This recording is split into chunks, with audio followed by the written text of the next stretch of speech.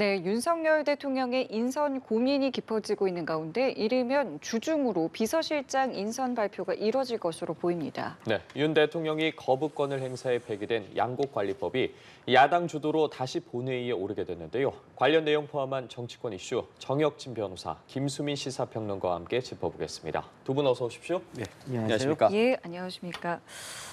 국무총리 또 비서실장 인선을 두고 장고가 이어지고 있는 가운데 윤 대통령이 다음 주부터 이제 대외 행보를 재개한다고 합니다. 그렇기 때문에 이번 주 중으로 비서실장 인선이 마무리되지 않겠느냐 이런 관측이 좀 나오고 있는데요. 어느 정도 지금 인선이 좀 진행되고 있다고 좀 보고 계세요? 글쎄요, 구체적인 건 제가 알 그 도리가 없는데 어찌됐든지 간에 이번에 굉장히 중요한 인선이 아니겠습니까? 두 가지가 중요한 건데 첫 번째는 국무총리나 비서실장이라고 하는 자리가 갖고 있는 무게가 보통 때라고 하더라도 국무총리가 누가 되느냐, 대통령 비서실장이 누가 되느냐, 그게 굉장히 중요한 일 아니겠습니까? 왜냐하면 어떤 분이 총리가 되고 어떤 분이 비서실장이 되느냐에 따라서 결국은 인사권자가 내는 메시지는 기자가 기사로 이야기한 것처럼 인사권자 대통령은 인사로 그 대국민 메시지를 갖다 보내는 거 아니겠습니까? 그러니까 그런 의미에서도 굉장히 중요한 자리인데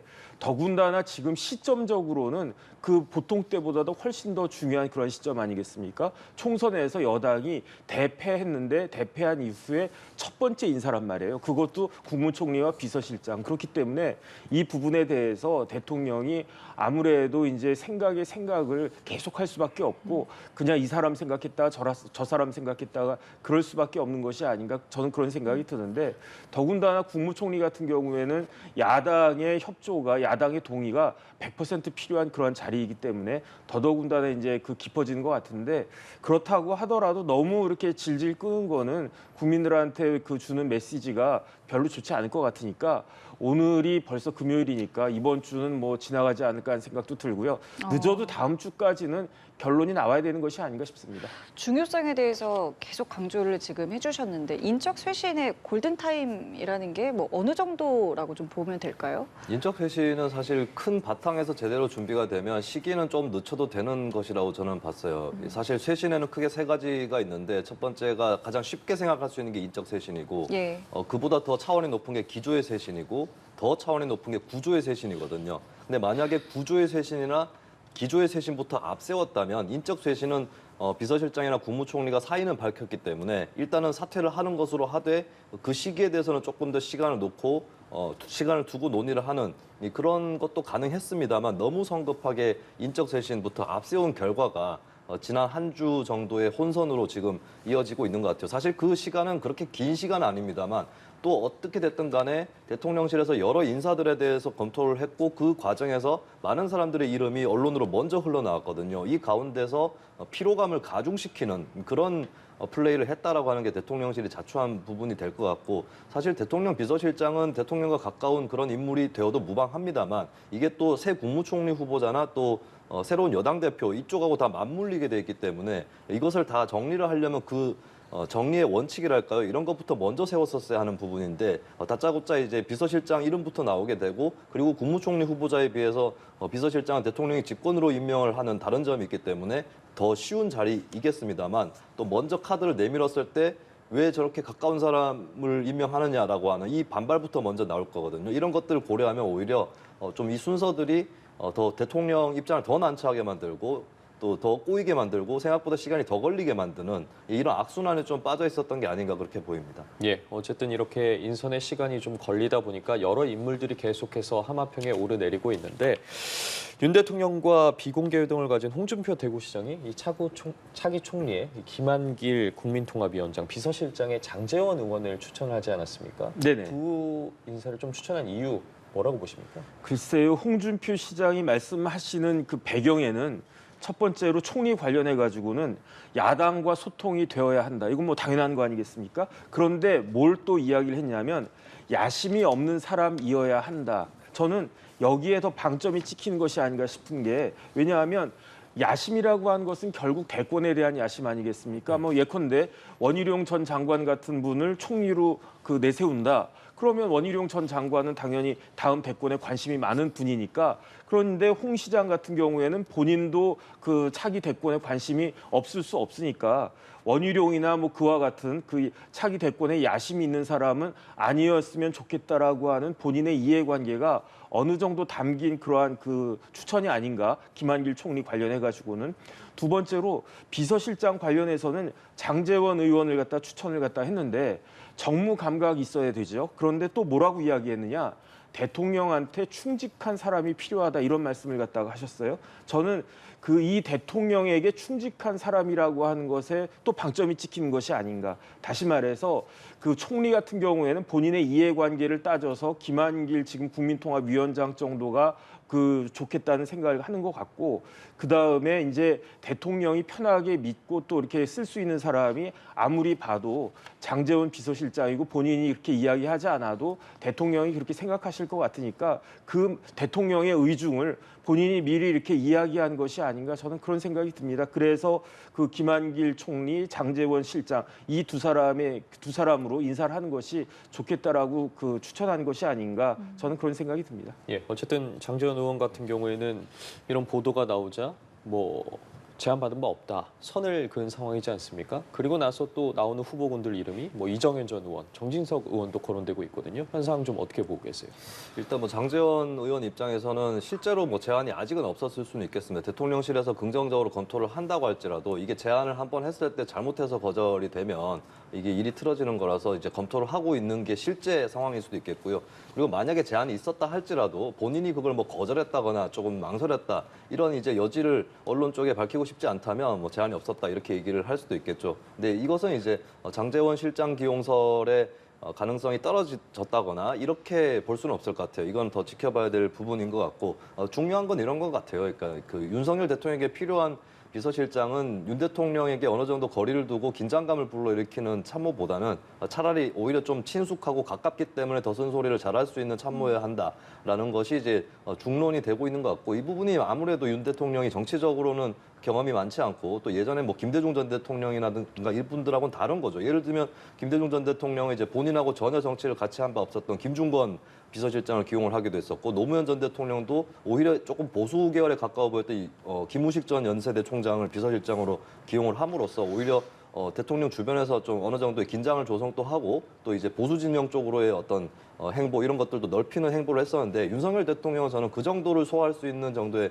레벨의 정치는 아니라고 봅니다. 오히려 윤 대통령을 설득을 하고 좀 지나친 부분을 이렇게 가다듬으려면 가까운 사람이 오히려 쓴소리를 할 수 있는 경우여야 한다. 그런 측면에서 이제 장제원 의원이나 뭐 원희룡 전 장관이 거론이 되는 것 같고요. 근데 저는 다만 이제 원희룡 전 장관이라든지 또 정진석 의원이라든지 이정현 전 의원이 좀 발탁되기 어려운 것은 사실 총선에서 참패를 했기 때문에, 여당이 참패했기 때문에 인적 쇄신을 하는 부분이 있는데, 이번 총선에서 낙선하신 분들이 또 지금 이렇게 명단에 올라와 있거든요. 이 부분에 이제 민심에서 바라보는 입장에서도 좀 대통령이 어떻게 보면 좀 민심에 저항하는 그런 측면, 이런 것들이 또 없지는 않을 것 같아요. 그렇기 때문에 오히려 현재 나오는 명단에서는 역설적으로 이번 총선에서 불출마를 택했고 또 다선을 이미 한 바 있는 장제원 의원이 가장 유력한 카드일 수밖에 없지 않은가, 그렇게 보입니다.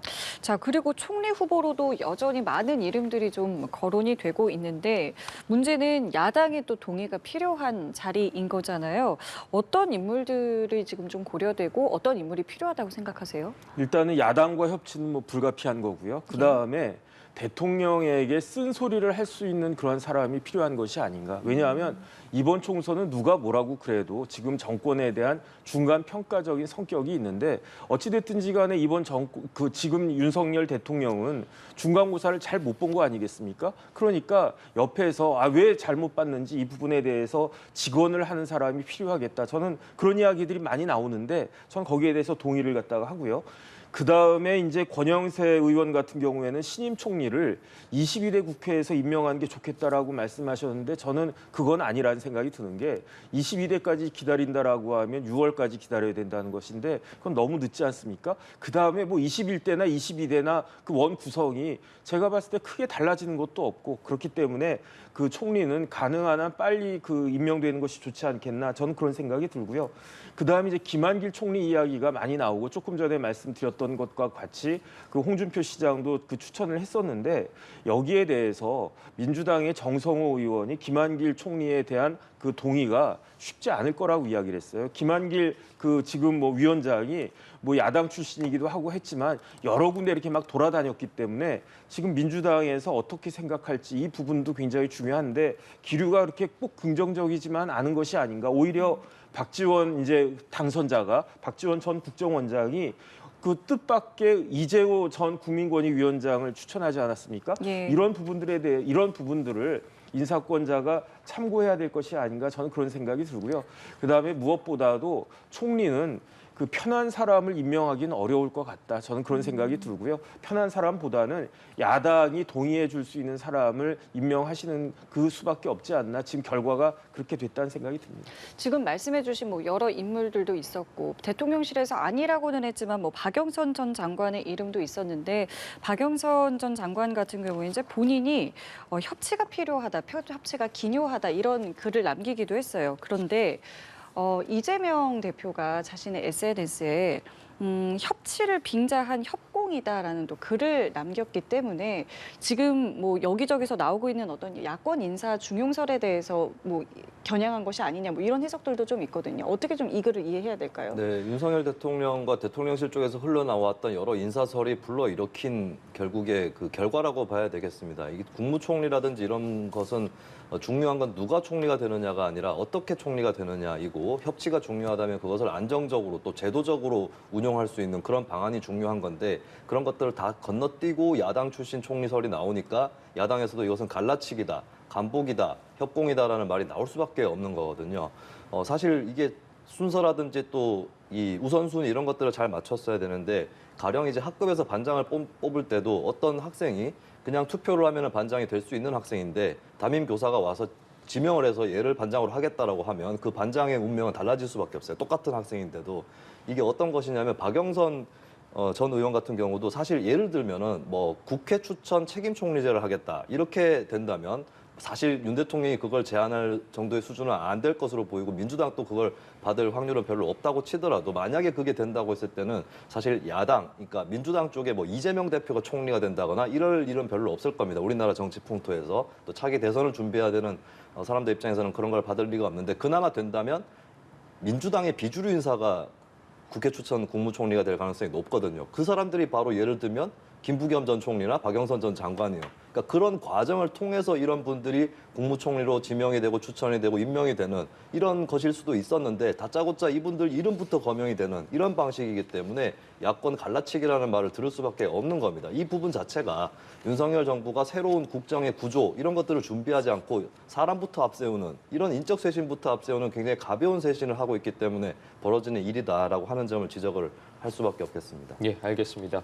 자, 이런 가운데 홍준표 대구시장이 한동훈 전 비대위원장을 연일 때리고 있습니다. 말 그대로 거친 언사들이 계속 이어지고 있는데 자, 이번에는 주군에 대들다 폐위된 폐쇄자로 칭했거든요. 홍 시장이 한동훈 전 위원장을 위한 이렇게 강도 높은 비판 배경에 대해서도 여러 이야기들이 나오고 있는데 개인적으로는 어떻게 보고 계세요?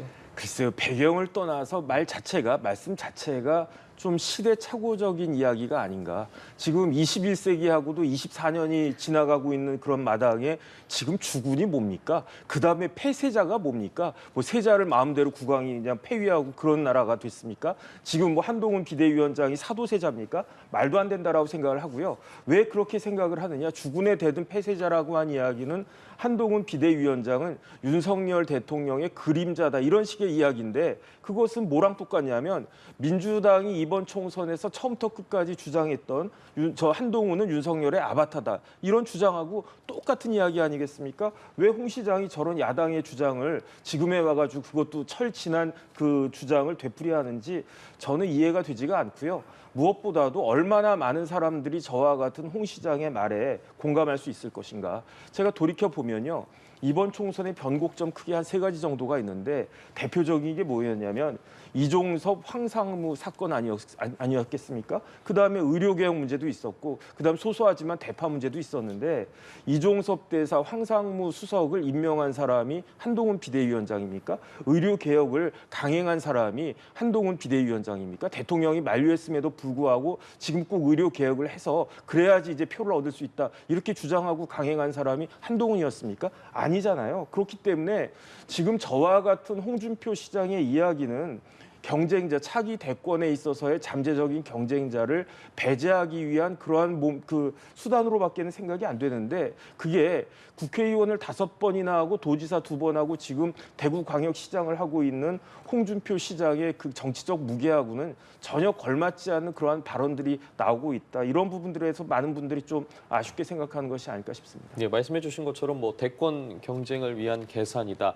그런데 오히려 이렇게 계속 언급을 하는 것이 한동훈 전 비대위원장을 다시 살려주는 거다. 뭐 이런 반응들도 나오고 있더라고요. 그게 아마 홍 시장이 바라는 바일 것 같아요. 여러 명의 대선 주자들이 있잖아요. 그러면 뭐 본인 혼자 1등으로 앞서 나가는 것은 어차피 확률이 없는 건데, 그러면 어떻게 구도가 짜여지느냐의 문제거든요.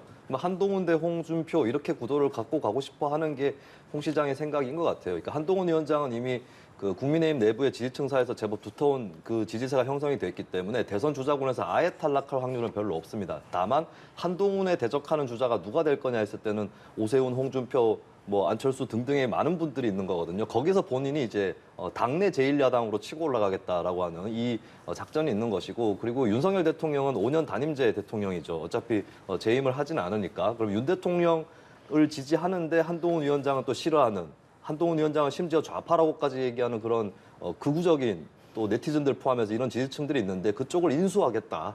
예, 이런 생각이란 거 같고, 이제 패배자 얘기를 하는 거는 한동훈 위원장은 양녕대군이고 그렇다면 본인은 뭐냐라고 하는 그런 연상작용도 또 있는 것 같아요. 근데 홍준표 시장이 조심해야 될 것은 지금 이렇게 가면 또다시 극우화되는 상황이 펼쳐질 수 있습니다. 본인이.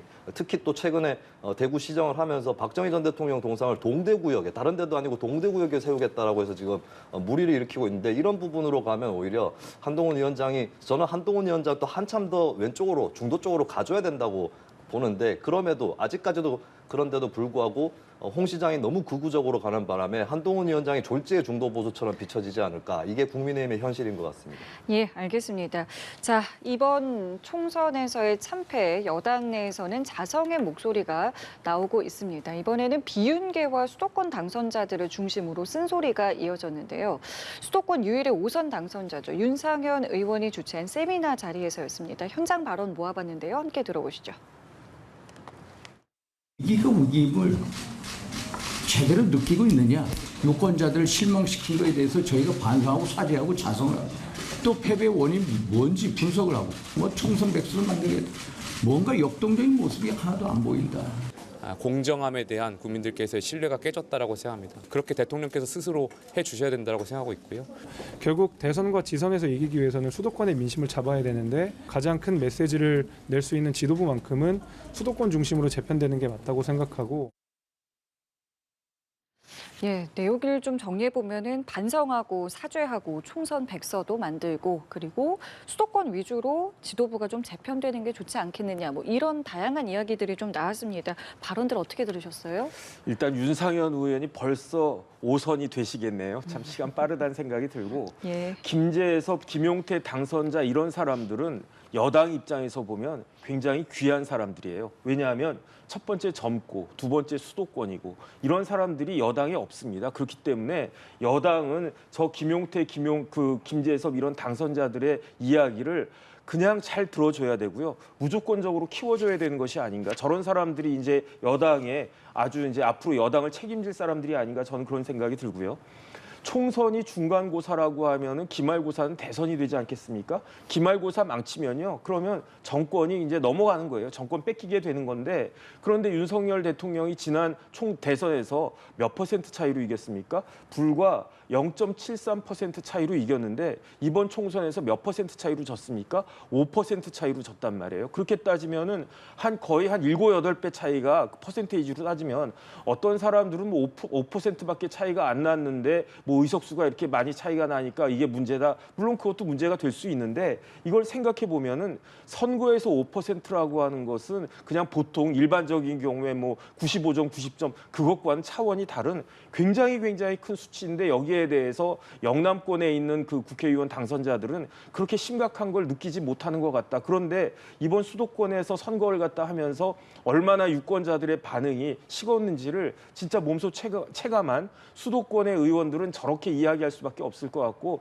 저런 위기 의식이 여당 내에 이제 그 확산되지 않으면, 여당이 저런 위기 의식을 갖지 않으면 진짜로 뭐 이제 대선 이제 3년도 채 남지 않았는데 어떻게 대선을 갖다 준비할 것인지 지금부터 아주 저희 준비를 잘해야 되지 않을까 하는 생각이 듭니다. 그렇기 때문에 수도권 지도부가 필요하다라는 목소리가 나오고 있는데 이 분위기와 목소리가 좀 확산될 수 있을 거라고 보세요? 일단은 확산될 수밖에 없을 거예요. 총선에서 참패를 했고, 그리고 이번 선거에 국민의힘의 종합상황실이라든지 이쪽을 보면 예. TK 출신 인사들이 상당히 많았거든요. 이들이 총선을 망쳤다라고 하는 그런 인식은 당내에서 퍼질 수밖에 없을 것 같습니다. 사실 출신 지역이 어디냐 이건 중요한 문제는 아니지만 어쨌든 책임을 물을 수밖에 없는 것은, 특히 이 사태를 보고 부끄러워해야 될 것은 국민의힘 소속의 영남 지역이라든지 TK 지역 의원들을 부끄러워해야 됩니다.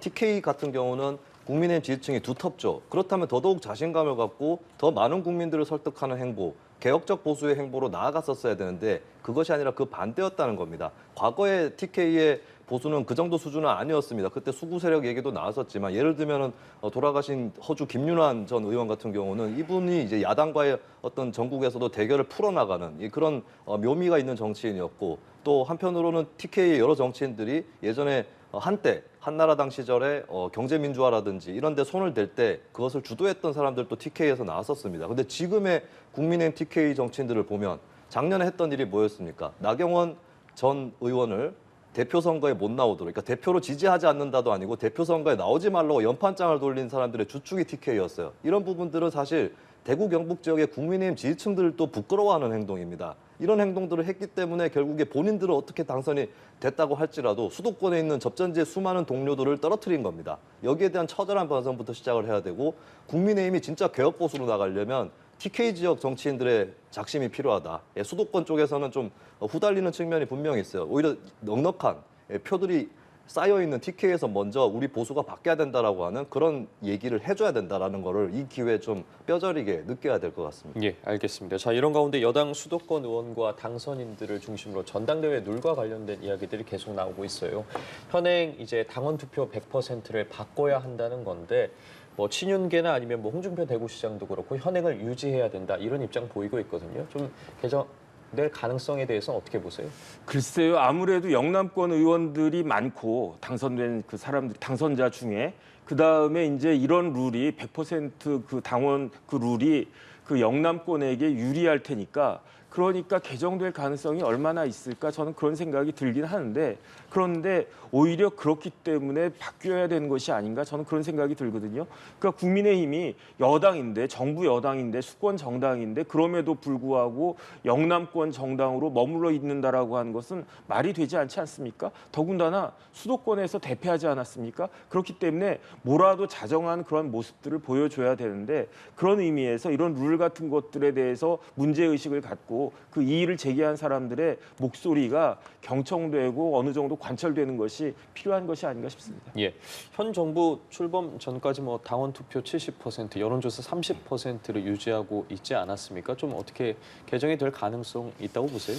개정이 될 가능성은 좀 쉽지는 않을 것 같습니다. 왜냐하면 개정이 되는 것 역시도 현재 당원들의 뜻에 많이 달려 있을 거기 때문에 개정이 쉽지는 않은데, 저는 국민의힘이 저는 전체적으로 우리나라 거대 정당의 진성 당원제는 사실상 망한 것이 아닌가라고 봅니다. 왜냐하면 이런 진성 당원제가 잘 되려면 당원들이 지지층 전체의 분포를 두루 잘 대변하고 있어야 되고, 첫 번째로, 두 번째는 정무적 감각이, 당원들이 정무적 감각을 갖고 있어야 돼요. 예를 들면 이제 확장성이라든지 정체성, 이 두 가지를 최대화할 수 있는 그런 선택들을 당원들이 할 수 있어야 되는데, 현재 한국 거대 정당의 진성 당원제는 그냥 특정 계파의 강성 지지층들이 지배하고 있는 그런 당의 구조를 만들고 말았습니다. 그렇다면 저는 이 당의 구조 자체도 전반적으로 갈아엎어야 되고, 사실 국민의힘도 빨리 대표를 뽑는다고 능사한 게 아니라 혁신형 비대위를 세워서 충분하게 토론을 한 다음에 당을 새로 만들다시피 해야 되지 않을까 이렇게 보이는데, 이미 그런 일정은 아니게 돼버렸죠. 그렇다면 차선책으로라도 당원들이 뽑는 게 아니라 그냥 여론조사로, 물론 지지층이 아닌 민주당 지지층까지 이렇게 포함시킬 이유는 없겠지만 적어도 이제 오히려 여론조사를 한다든지 선거인단으로 한다든지 해서 더 문호를 개방하는 선거를 이번 한 번에 걸쳐서는 일단 시행을 하고 현재 진성당원제보다는 오히려 차라리 책임감 있는 대의원들을 육성하는 제도로 가든지 아니면은 미국식의 어떤 개방형 제도로 가든지 이런 쪽으로 더 가닥을 잡아 나가야 되지 않을까 예, 그렇게 보입니다. 그리고 이 점은 민주당도 저는 사정은 비슷하다고 봅니다. 예, 알겠습니다. 자, 이런 상황에서 민주당이 뭐 이른바 제2의 양곡관리법을 비롯해서 5개 법안에 대해서 단독으로 국회 본회의에 직회부를 했습니다. 그리고 앞으로도 몇 개 법안이 더 남아 있거든요. 직회부 예정되어 있는 부분들이요. 굉장히 좀 이제 입법에 속도를 내겠다, 입법 드라이브를 걸겠다 이런 분위기로 좀 읽힙니다. 그런데 양곡관리법은요. 그 예. 법의 목적을 보면 양곡의 효율적 수급 관리를 통해서 식량을 안정적으로 확보해서 국민 경제에 이바지한다. 이게 양곡관리법 제1조의 목적에 나와 있거든요. 그런데 이 개정안의 핵심은 뭐냐면은 정부가 쌀의 수요 대비 초과 생산량이 발생할 경우에 그 초과 생산량 전량을 의무적으로 매수하여야 한다 이렇게 바뀌는 거예요. 그런데 이전까지는 지금 양곡관리법은 어떻게 되어 있냐. 이런 초과 생산량을 정부가 판단해서 매수할 수 있다, 매입할 수 있다. 이것을 무조건적으로 강제적으로 매수하여야 한다. 이런 규정이거든요. 근데 이것은 우리나라 시장을 쌀 시장을 왜곡하는 그러한 기능을 갖다 할 것이 눈에 보듯 뻔하기 때문에 예컨대 우리나라 시장 자금률이요. 쌀, 고구마, 감자는 100%가 훨씬 넘어요. 그러니까 이미 쌀 자금률은 100%가 넘는데 그럼에도 불구하고 논에다가 이제 쌀 농사를 한다는 거 아니겠습니까? 다른 작물에 대한 그 시장 자금률은요. 훨씬 더 낮습니다. 그다음 두 번째는 저도 그런데 옛날보다 밥을 덜 먹어요. 우리나라 1인당 쌀 소비량이 132kg였거든요. 언제 1980년에. 지금 얼마냐면요. 2020년에 재작년 기준으로 56.7kg밖에 되지가 않아요. 거의 3분의 1 수준으로 떨어졌는데 초과 생산량 발생하면 무조건 사야 된다. 그다음에 이렇게 무조건 사야 된다라고 하면 예산이 얼마가 들어가냐. 물론 이제 추계이긴 한데 1조가 넘는 돈이 1조 443억이라고 한 예산이 들어간다. 그다음에 다른 나라도 비슷한 정책을 갖다 했었거든요. 예컨대 유럽 같은데 그다음에 뉴질랜드 같은 데에서 버터, 쇠고기, 양모 이런 것들을 의무적으로 생산하라고 했는데 다 결과가 좋지 않고 망했어요. 그다음에 일본, 그다음 태국 이런 데는 우리나라랑 마찬가지로 쌀에 대해서 의무적으로 매수하도록 했는데 마찬가지로 시장 왜곡 현상만 일어나고 그렇게 되지 않았습니까? 그러니까 제가 봤을 때는 민주당이 수권 정당이 되려면 정책이 합리적인 정책을 내세워야 되는 거 아니겠습니까? 이런 식으로 막무가내로 그냥 그 눈치만 보는 이런 정책을 강행하다 보면 오히려 역풍일 것이다. 저는 그런 생각이 듭니다. 예, 오히려 역풍이일 수도 있다라고 말씀하셨거든요.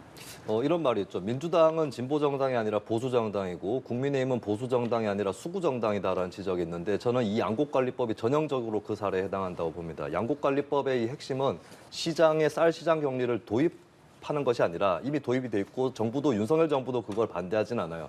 근데 요건이 있을 때 이제 의무화한다는 건데 사실 이 법안이 절충 과정에서 국민의힘이 절충에 응하지 않았습니다만 민주당이 절충을 했어요. 그러면서 요건이라든지 초과 생산량의 어떤 요건 이런 것들이 까다로워졌고 이번에는 심의위원회까지 둬서 심사를 해서 한다는 이런 것까지 들어갔습니다. 근데 여기에 비해서 국민의힘이나 윤석열 대통령의 절충 노력은 너무 떨어지는 것이고 저는 이 쌀 시장 격리보다 더 중요한 것은 차라리 예전에 있었던 변동직불제 이걸 또 부활시킬 더 과감한 정책이 필요하다고 봐요. 민주당에게 지적하고 싶은 건 양곡관리법이 너무 지나치다라는 게 아니라 오히려 저는 그 반대다. 양곡관리법으로는 부족하다라는 말씀을 드리고 싶습니다. 변동직불제를 도입을 하고 이것을 생산 조절하고 연계를 시키면 이거를 쌀 농사에 대해서 휴경이라든지 전작의 의무까지 부과해서 쌀 농사도 안정시키고 다른 농사도 안정시킬 수 있는 그러면 사실 변동직불제가 도입이 되면 정부 입장에서도 적극적으로 이 변동직불제는 잘못하면 예산이 너무 많이 들어가기 때문에 이걸 조절하기 위해서라도 가격의 어떤 적정 조절 여기에 적극적으로 그때그때 제때 나설 수 있게 되는 거거든요. 오히려 더 과감하고 어떻게 보면 더 레디컬한 정책이 더 필요한 것이 이 분야입니다. 그리고 심지어는 이 변동직불제를 쌀뿐만 아니라 주요 채소라든지 또 전략작물이라든지 이쪽으로 더 넓혀 나가야 될 필요성도 있는 건데 저는 이 양곡관리법에 지나치게 발목이 잡히면 안 된다. 이 정도도 허용이 안 되는 시장 격리인가 했을 때 이걸 빨리 처리를 하고 오히려 더 과감한 이 변동직불제와 같은 정책으로 나아가야 된다. 오히려 그 반대의 말씀을 드리겠습니다. 예, 이 부분도 좀 이어서 여쭤볼게요. 민주당이 정부에 좀 추경을 비롯해서 적극적인 이 재정 확대 정책을 요구하고 나서고 있는 상황이지 않습니까? 관련해서 당장 최상무 경제부총리 오늘 그 요구를 일축했는데 재정 확대의 필요성에 대해서는 어떻게 보세요? 재정 확대는 이제 양가성이 있는 것 같긴 해요. 그러니까 지금과 같은 불경기에서 오히려 더 재정 확대가 필요한 부분이 분명히 있고요. 정부가 직접적으로 할 수 있는 재정을 통해서 이제 경제 피를 돌리는 이런 행위는 필요한 것인데 자칫 잘못 쓰게 되면 이제 물가 상승의 압력이라든가 이런 것들로 이어질 수 있다. 그렇기 때문에 저는 재정 확대는 중요하나 다만 이제 재정 확대 내용이 더 중요하지 않을까 이렇게 보고 있습니다. 그래서 재정 확대 규모도 현재 이제 국면에 맞게 치밀하게 좀 조정될 필요는 있어 보이고요. 그리고 누구를 지원할 거냐라고 했을 때 저는 사실 이제 이 어려운 시기고 또 재정이 어차피 한정돼 있다면 보편적인 뭐 누구나 똑같이 이건 보편이라고 하기보다는 그냥 너무 기계적이라고 볼 수 있겠는데 그런 지원보다는 좀 효과적으로 어느 쪽으로 투입을 해줘야 이것이 더 잘 살아날 거냐 이런 고도의 판단을 좀 거칠 필요는 있어 보입니다. 다만 이제 저는 민주당보다도 정부가 더 많이 비판받아야 되는 것은 긴축 재정이라든지 이쪽으로 너무 도구마적으로 치우쳐져 있었던 부분이 있었고 그리고 긴축을 얘기하면서도 정부 스스로도 부자 감세라든지 이런 것들을 너무 남발을 하면서 정부를 재정을 스스로 위축시킨 부분이 또 있는 거거든요. 이런 부분은 먼저 철회가 돼야 된다. 저는 윤석열 정부가 이번 총선에서 깨달아야 될 거는 마치 얼마 전에 영국 총선에서 영국 보수당이 감세 정책권 했다가 크게 참패를 당한 적이 있는데 윤석열 정부도 비슷한 운명으로 갈 수 있습니다. 그렇기 때문에 재정의 적극적인 역할 이런 거에 대해서는 새롭게 다시 생각을 하고 오히려 보수 쪽에서 재정에 또 개혁이라든지 이쪽에 이바지할 수 있다. 재정을 더 적극적으로 쓸 수 있다. 이런 것들을 오히려 보여줘야 되지 않을까 이렇게 봅니다. 예, 당장 뭐 국민의힘은 포퓰리즘이자 뭐 땜질식 처방이라고 비판하고 나서고 있는 상황이지 않습니까? 그러니까 지금 민주당이 이번 총선에서 뭘 그렇게 정부에 대해서 공격을 했습니까? 사과 한 알이 얼마다, 그다음 심지어 이제 모든 사람들이 다 기억하는 대파값, 대파 가지고 이벤트도 했잖아요. 뭐 그거 가지고 그 투표장까지 들어가고 그러지 않았습니까? 그러면서 지금 민주당이 그때 주장했던 게 뭐냐? 한 사람당 25만 원. 그럼 4인 가구로 하면 한 집에 100만 원씩 주자. 이렇게 주장하지 않았습니까? 그렇게 돈을 풀면 사과값이 내려가겠습니까? 아니면 대파값이 떨어지겠습니까? 그런데다가 이번에는 재정을 갖다가 확대하자 이런 이야기까지 하니까 말이 안 되는 거 아니겠습니까? 일관성이 없고요. 앞뒤가 모순이 되고 그러니까 문재인 정권이 정권을 뺏긴 거 아니겠습니까? 그런데 계속 이런 식으로 앞뒤가 상식적으로 경제학적인 기본적인 원칙에도 맞지 않은 그런 주장을 지금 제1당에서 저렇게 계속 한다라고 하는 것은 정말로 저 당이 수권 정당이 맞는가 거기에 대한 의혹을 갖다가 그 불식시키지 못하는 것이기 때문에 좀 이런 부분들에 대해서 좀 생각이 있어야 되는 것이 아닌가 싶습니다. 예, 알겠습니다. 자, 이번에는요, 주제를 바꿔서 이른바 술판 회유 의혹, 이화영 지사가 지금 주장하고 있는 부분인데요. 여기와 관련해서 민주당에서는 집중 공세에 좀 나서고 있고요. 검찰 역시 뭐 출정 일지 등을 공개하면서 반박을 하고 있습니다. 지금 민주당의 이 공세에 대해서는 어떻게 보고 계세요? 일단 지금 공방을 다소 요약을 해보면 이화영 전 부지사 쪽에서는 술판 회유가 있었다라고 예. 하고 했다가 이제 반박을 당하니까 뭐 장소가 다른 곳이었다, 또 시간이 다른 때였다 이렇게 네. 얘기를 하고 있는데 검찰에서는 또 이제 장소 자체가 뭐 아예 다른 건물이었다, 그리고 그 시간대는 아예 이화영 씨가 그 건물에 없었다 이런 반박들을 하고 있습니다. 물론 이제 옥중에 이화영 씨가 있기 때문에 당장에 반박을 한다거나 이런 것은 지장이 있겠지만 현재의 상황으로 놓고 봤을 때는 일단은 검찰 쪽에서 어느 정도는 반박을 계속 하고 있는 상황이거든요. 그러면은 입증 책임은 사실 이화영 씨 쪽으로 더 훨씬 쏠려 있는 상황인 건 맞습니다. 그러면 민주당이 여기서 주의를 해야 될 것은 이런 거예요. 저 같으면 이제 민주당이면 이화영의 말이 사실이라면 너무나 큰 문제 아니냐. 그렇기 때문에 검증해보자. 근데 이 정도 수준이면 충분하지 않을까 싶거든요. 근데 지나치게 현재는 이화영 씨 쪽 주장에 경도가 돼 있고 이걸 좀 사실로 이미 가정하는 듯한 이런 태도를 취하는 거는 이제 사실 이화영 씨하고 민주당이 엮여버리는 거기 때문에 그거는 좀 바람직하지는 않은 것 같습니다. 아마 당내에서도 다른 의견들도 있을 거예요. 그리고 이화영 씨의 부분은 이제 정경유착의 부분이 있고 또 이제 불법적인 대북 송금의 부분이 있는데 이 부분이 민주당과 관련이 없는 것이라면 본인이 뭐 다른 라인으로 했다거나 뭐 이재명 대표하고는 상관이 없는 것이었다라고 한다면 오히려 민주당에서는 선을 그어주는 것이 더 자연스러운 행동일 것이고 예, 그렇다면 좀 이 부분에 대해서는 신중하고 객관적으로 접근할 필요가 있다 이 말씀을 드립니다. 예, 지금 민주당의 태도에 대해서는 어떻게 보고 계세요?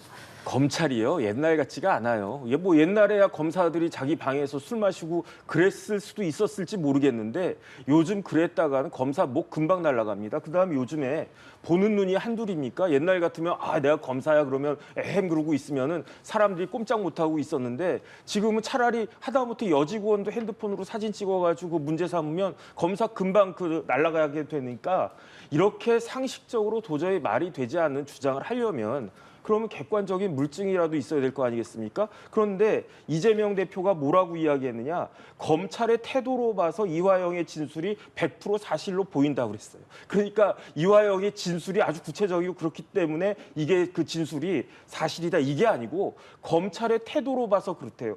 그러면 이재명 대표는 무슨 뭐 궁예입니까? 관시법 갖다 막 씁니까? 게다가 이화영 부지사 이야기한 게 시간도 틀리고 장소도 틀려요. 이게 아주 오래오래 된 옛날이 아닙니다. 10년 전이 아니고요. 1년도 안 됐어요. 작년 6월 말 7월이니까 오늘 며칠입니까? 오늘 4월 19일이잖아요. 4.19잖아요. 그러니까 한 10개월쯤밖에 안 된 그런 날에 그런 아주 독특한 그런 이벤트를 검찰청에서 뭐 술 먹고 회 먹고 그랬다라고 하는데 그거를 기억이 틀린다? 그 기억이 틀리면서 자꾸 시간도 바뀌고 장소도 바뀐다? 심지어 변호사가 뭐라고 그랬냐면요. 이 이야기가 언제 나왔느냐 하면 4월 4일에 이화영 부지사가 재판 공판 과정에서 한 이야기인데 그때 이화영 부지사는 뭐라고 이야기했냐면 술 마시니까 얼굴 빨개지지 않습니까? 얼굴이 빨개져가지고 검사실에서 한참 있다가 나와가지고 그래서 교도관들이 내가 술 마신 거를 눈치채지 못했다라고 4월 4일에 이화영이 그렇게 이야기했는데 그 이화영의 변호사 김광민 변호사는 뭐라고 이야기했냐면은 연어를 깔고 종이컵에다가 뭘 따라줘가지고 입에다 딱 댔더니 아 술이었대. 그래가지고 이화영이 마시지 않았대. 그러니까 심지어 이렇게 변호사하고 이화영 부지사하고 말 자체도 틀린데 이게 어떻게 사실이라고 그러겠습니까? 그다음에 검찰이 출정 일지를 깠잖아요. 이 출정 일지를 왜 공개를 했느냐? 이재명 대표가 요구한 거거든요. CCTV 출정 기록 이런 것들을 갖다가 확인하면 검찰이 거짓말하는 것을 알 수 있을 것이다. 난 100% 확신한다. 그렇게 이야기해가지고 검찰이 법무부가 출정 일지를 갖다 공개했더니 6월 28일은 16시 45분, 그러니까 4시 45분에 조사 끝나서 구치소에 5시 18분에 도착했고요. 7월 3일은 5시 35분, 그 다음에 7월 5일은 5시 30분에 수원 구치소에 도착했습니다. 이거는 이재명 대표부터 시작해가지고 모든 그 민주당 국회의원 저 앞에 보이는 저런 분들은 진짜로 국민들한테 사과해야 되는 것이 아닌가 싶습니다. 예, 앞서 뭐 민주당 내부에서도 뭐 공세 수위에 대해서 좀 여러 의견이 있을 거라고 말씀해 주셨는데 어쨌든 민주당 입장에서는 대검찰청이 감찰을 받아들이지 않으면 이제 법적 조치는 물론이고 국회의 좀 역할까지 고려해 보겠다 이런 이야기를 했거든요. 어느 부분까지 좀 생각을 하고 있다고 봐야 될까요? 일단은 이화영 씨 진술의 신빙성이라든지 이런 것들을 먼저 확보할 필요가 있어요. 그게 없이 다짜고짜 뭐 다 검증을 하겠다, 다 내놔라 이렇게 얘기를 했을 때 이제 보완 자료라든가 이런 것들까지 내놓게 하려면 그에 상응하는 명분이 있어야 되는데 현재로서는 좀 검찰이 반박하는 거에 대해서 이화영 씨가 그거를 아직까지는 물론 또 입장이 오늘 내로도 나올 수는 있겠습니다만 현재 시간으로 봤을 때는 그걸 넘어서는 수준은 아닌 거거든요. 그리고 이화영 씨는 또 사실 앞서서 이제 재판의 본 내용에 관련해서도 여러 차례 진술을 번복한다거나 변호인단의 교체 이런 부분에서도 여러 가지로 좀 신빙성을 잃고 있는 부분이 있습니다. 그렇다면 이제 민주당 입장에서도 이제 이 주장들을 좀 더 스스로 검증들을 더 많이 해보는 것이 나중에 본격적으로 만약에 뭐 국회 차원의 혹은 정당 차원의 검증으로 나갈 때도 더 뒷받침이 될 거기 때문에 저는 현재로서는 좀 신중하고 객관적인 입장이 필요하다고 보고 그리고 이번 총선에 민의도 생각을 하셔야 되는 게 민주당이 이번에 대승을 할 수 있었던 것에는 이재명 대표의 사법 리스크는 좀 찜찜하지만 그렇다 할지라도 이제 정권 심판을 할 필요가 있고 또 나아가서는 이재명 대표 주변에서 있었던 잘못된 일들이 이 대표하고 직접적으로 연관이 없을 수 있다라고 하는 이런 국민들의 입장이 있었기 때문에 이번 총선에서 민주당이 대승을 했던 거거든요. 근데 현재 민주당이 잘못 이것을 소화를 해서 이화영 씨 쪽의 어떤 범죄라든지 이런 것들을 두둔하는 듯한 모습까지도 보이게 되면 이거는 이제 민주당 입장에서도 마이너스입니다. 그렇기 때문에 저는 냉정하고 신중하고 객관적인 자세를 공당으로서 견지하는 것이 가장 바람직하다고 봅니다. 지금 민주당에서 국회 역할이라는 말까지 꺼낸 마당에 이 부분은 좀 어떻게 전개가 될 것 같으세요? 그런데 이런 식으로 지금 민주당 주장은 조금 전에도 저 플랜카드 나왔지만 검사들이 아주 나쁜 짓 했다는 거 아니겠습니까? 검사들이 피의자 피고인을 갖다 회유하면서 맨입으로는 회유가 안 되니까 회 먹이고 술까지 먹였다 저런 이야기 아니겠습니까? 그렇다라고 하면 만약에 검찰이 그런 행동을 했다라고 하면 징계받고 형사처벌받고 그래야 돼요. 그런데 중요한 건 뭐냐면은 이번 지난 정권에서 이와 같이 검찰 못 믿겠다라고 하니까 검찰이 이런 수사를 갖다가 해야 되는데 검찰이 무슨 자기 동료 검찰을 갖다 수사를 하느냐. 그렇기 때문에 만들어진 기구가 뭡니까? 공수처잖아요. 그렇게 어렵게 만들어진 공수처 1년에 200억씩 예산 쓰고 있는 그 기관을 왜 이런 때 쓰지 않습니까? 왜 그 공수처에다가 고발하면 깔끔하게 정리가 될 것 같은데 이런 거 가지고 무슨 특검을 갖다 하고 이거 가지고 무슨 대검에다 감찰을 갖다가 합니까? 민주당 이야기대로 하면요. 대검에다가 감찰 요구해봤자 대검에서는 다 자기 식구들 이렇게 감싸는 그런 결과 나오지 않겠습니까? 대검에서 그런 결과를 내놓으면 또 똑같이 그렇게 했다. 또 그렇게 이야기할 거 아니겠습니까? 만약에 정말로 이화영의 이야기가 사실이다라고 한다라고 하면 근데 중요한 건 뭐냐면요. 이화영이 재판에서 계속 거짓말을 갖다가 했어요. 둘 중에 하나는 거짓말 아니겠습니까? 말이 왔다 갔다 했으니까 둘 중에 하나는 그 거짓말이었다고요. 그런 사람의 말을 만약에 믿는다라고 하면 당장 오늘부터라도 공수처에 빨리 고발하는 것이 그나마 이제 국민들한테 좀 면이 서는 것이 아닌가 싶습니다. 예, 알겠습니다. 오늘 정치권 이슈는 여기까지 짚어보겠습니다. 지금까지 정혁진 변호사, 김수민 시사평론가와 함께했습니다. 고맙습니다. 감사합니다.